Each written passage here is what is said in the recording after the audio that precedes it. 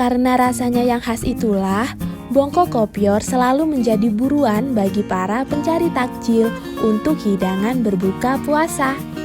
Saat bulan Ramadan, kegiatan berburu takjil merupakan salah satu hal yang hampir rutin dilakukan. Setiap daerah memiliki takjil khasnya masing-masing, seperti kudapan bongko kopior dari Gresik. Cita rasanya yang manis dan legit sangat cocok sebagai menu berbuka puasa. Kuliner ini mudah ditemukan di sepanjang Jalan Gresik Kota Baru atau GKB dan tempat ngabuburit lainnya. Seperti apa ya kuliner khas Gresik yang muncul saat Ramadan ini? Yuk kita cari tahu. Sebelum kita lanjut videonya, jangan lupa klik tombol subscribe dan tombol loncengnya ya. Bagi sebagian masyarakat Gresik, bongko kopior menjadi sajian wajib untuk berbuka puasa saat bulan Ramadan. Kudapan yang bercita rasa manis itu sepintas terlihat mirip dengan bubur sumsum. Tetapi, bongko kopior memiliki cita rasa legit, gurih, dan lembut saat dimakan. Bahan utama bongko kopior terdiri dari tepung beras, santan, roti, pisang, nangka, kelapa muda, dan bubur mutiara. Tekstur lembut bongko kopior ini berasal dari nangka dan kelapa muda yang dihaluskan. Karena rasanya yang khas itulah, bongko kopior selalu menjadi buruan bagi para pencari takjil untuk hidangan berbuka puasa. Harga sebungkus bongko kopior sekitar Rp8.000. Selama bulan puasa, penjual bongko kopior membuka lapak di sepanjang jalan Kota Gresik. Ibu Rohmatul Agustina merupakan salah satu pembuat bongko kopior yang terkenal. Setiap hari selama bulan Ramadan, beliau sibuk membuat bongko kopior yang kemudian dijajakan sebagai kudapan berbuka puasa.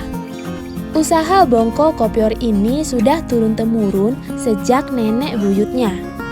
Ibu Rohmatul Agustina merupakan generasi keempat yang meneruskan usaha tersebut. Saat ini, banyak yang memesan bongko kopior dengan kemasan plastik. Namun, beliau tetap melestarikan kemasan alami dari daun pisang seperti generasi sebelumnya. Setiap hari, beliau mampu memproduksi hingga 100 bungkus bongko kopior yang kemudian diambil para pedagang sebelum dijajakan menggunakan sepeda motor di tepi jalan. Selain memproduksi bongko kopior, Ibu Rohmatul Agustina juga memproduksi menu takjil lainnya seperti tetel bumbu, bongko iwak, bongko pudak, dan srikaya. Nah kids, siapa yang jadi penasaran ingin mencoba makanan manis ini? Sekarang, yuk kita cari tahu tentang makanan Surabi dari Bandung yang enggak kalah enak. Hai kids, apa kabar semuanya? Kali ini, Great Kids mau ajak kamu untuk melihat dan mengenal salah satu makanan street food yang terkenal dari Bandung loh.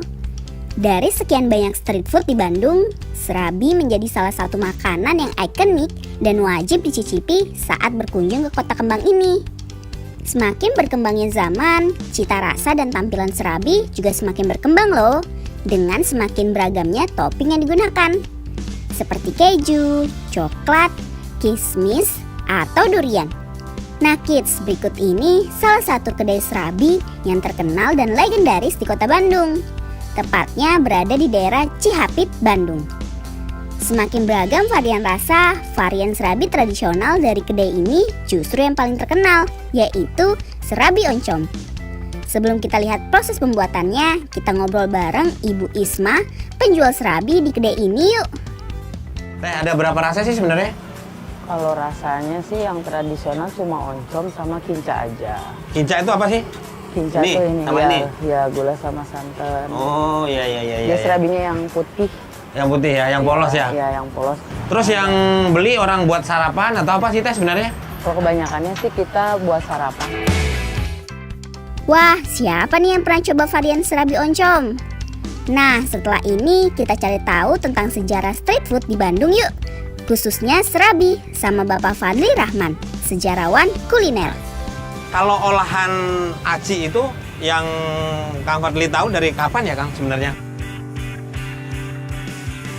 Karena wilayah Jawa Barat ini merupakan salah satu produsen ubi kayu atau singkong terbesar di Indonesia. Jadi wajar Besar ya Kang? makanan aci-acian itu begitu Mewah banyak di sini, variasinya. banyak ya? Iya.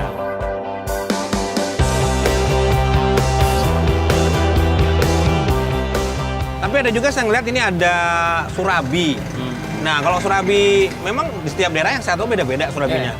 Kalau surabi yang ada di Jawa Barat sendiri seperti apa sih Kang sebenarnya? Karakternya memang beda dengan serabi seperti yang ada di Solo, yang lebih menekankan penggunaan pada bahan baku tepung beras. Kalau di Bandung, khususnya di sini, itu menggunakan kombinasi antara tepung beras dengan tepung terigu. Oke. Ini yang membuat si bentuknya tidak tipis, tidak tebal. terlalu flat. Makanya kalau di serabi di Solo itu digulung ya, karena saking Tipis, flatnya gitu ya, terlalu tipis. Kalau di Bandung lebih tebal teksturnya karena memang menggunakan campuran tepung beras dan tepung terigu. Kalau dari sejarahnya mungkin Kang dari awal sebenarnya kalau surabi itu kan yang hampir beberapa daerah saya pernah nemuin gitu loh. Sebenarnya awalnya siapa yang punya nih Kang? Ya. Apakah dia punya Jawa Tengah, Jawa Barat kah? Apa khusus Jawa memang Justru umumnya? semua asumsi itu saya dari historisnya saya tidak melihat hubung kaitnya dengan daerah-daerah itu, tapi pengaruh dari luar. Ada yang mengatakan ada surabi itu merupakan pengaruh dari pancake. Mirip atau pancake ya? Iya, panekuk dari pengaruh Eropa atau Belanda.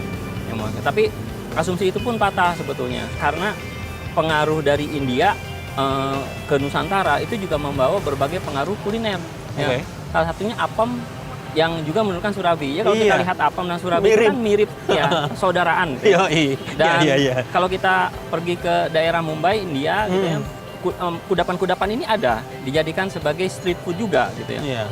Dan pada masa sebelum jauh kolonialisme Eropa datang ke Indonesia gitu, pengaruh itu sudah ada, bahkan dipakai untuk perayaan-perayaan hari raya besar seperti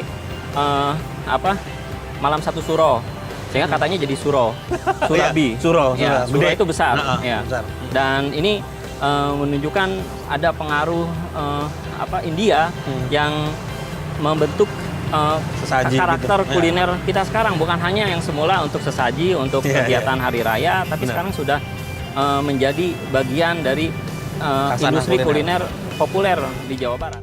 Nah, gimana kids? Sekarang sudah semakin tahu kan tentang sejarah street food di Bandung? Apa menu street food yang paling kamu suka nih? Sampai di sini dulu ya videonya. Jangan lupa like, comment, subscribe, dan share ke teman-teman lainnya ya kids. Bye-bye!